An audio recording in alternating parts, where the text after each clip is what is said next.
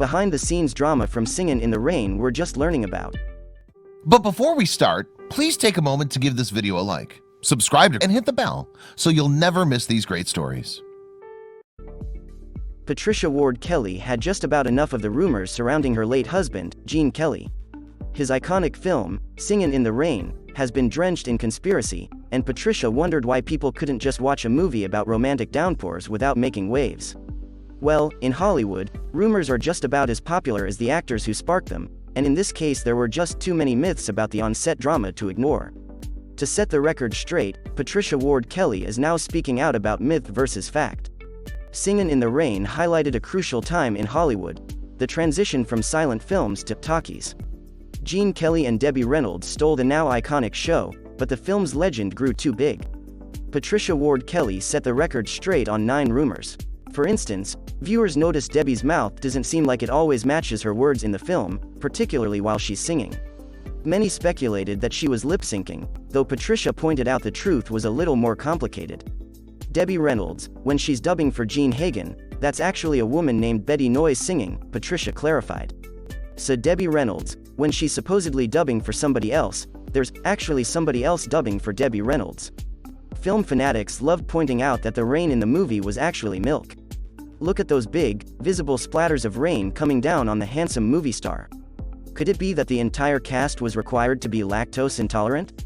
Patricia Kelly says, "Don't have a cow, man. It's just a rumor. Fans say they put milk in the water to make it so you could see it, and it's really preposterous," Patricia said. What is really, really terrific cinematography and lighting.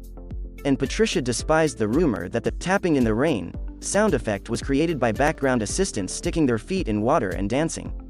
That's another myth, she told Radio Times. The tapping was done by none other than Gene Kelly himself, and he paid a serious price. It was a really difficult process. Gene hated it, Patricia said. He had to go in with a headset and watch himself on film and match it, and had a microphone dangling at his feet, said Patricia. It was very hard to make sure he didn't break an ankle. Gene's sound engineer chimed in. Bill Saracino, the audio engineer who worked very closely with Gene during production, denied the bucket rumors and confirmed that Gene himself made the taps. The squishy sounds came from Bill, who added them in while editing. "We see you, Gene." Rumors also suggested there is an entire second recording of the dancing scene we all know and love. With a better understanding of the filming schedule, Patricia Kelly weighed in.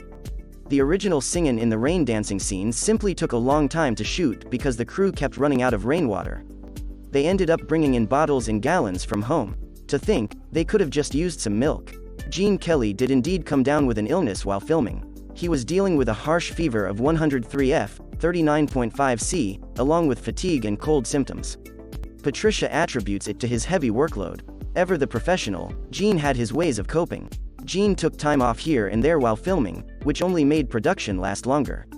For that famous dance scene, Gene was on and off set for a full day and a half.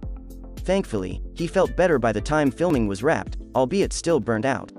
On a similar note, fans suspected Donald O'Connor slipped and slid on some fake rain, which sent him to the hospital.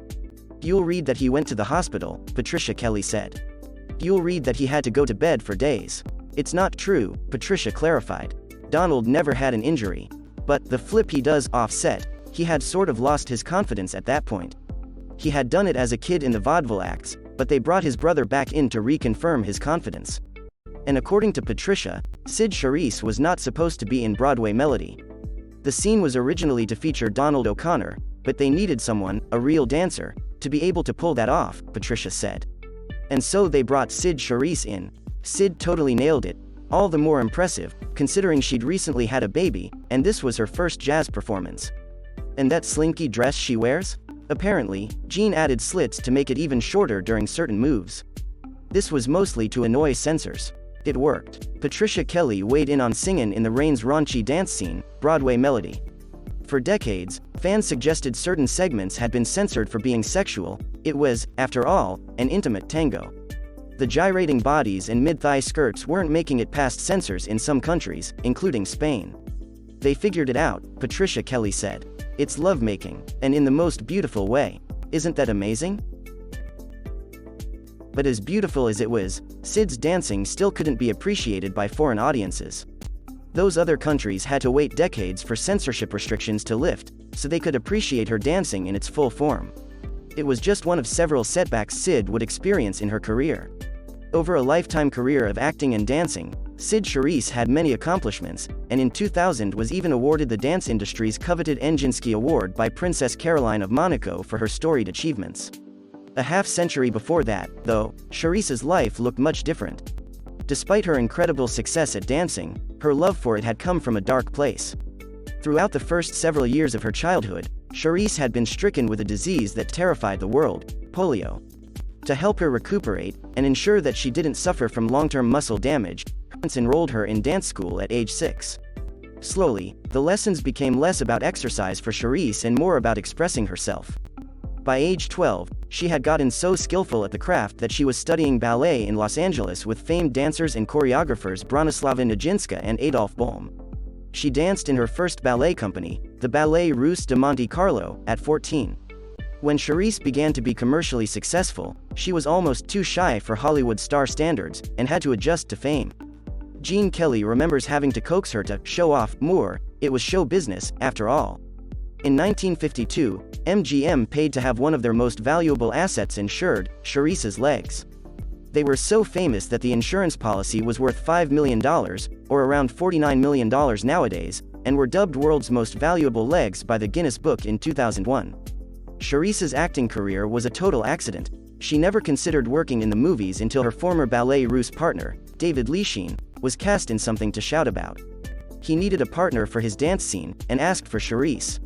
If Charisse hadn't been swiped from Warner Brothers to work for MGM, she might never have become a star. She had only done a few bit parts when an MGM exec saw her and asked WB if his studio could poach her. The rest is history.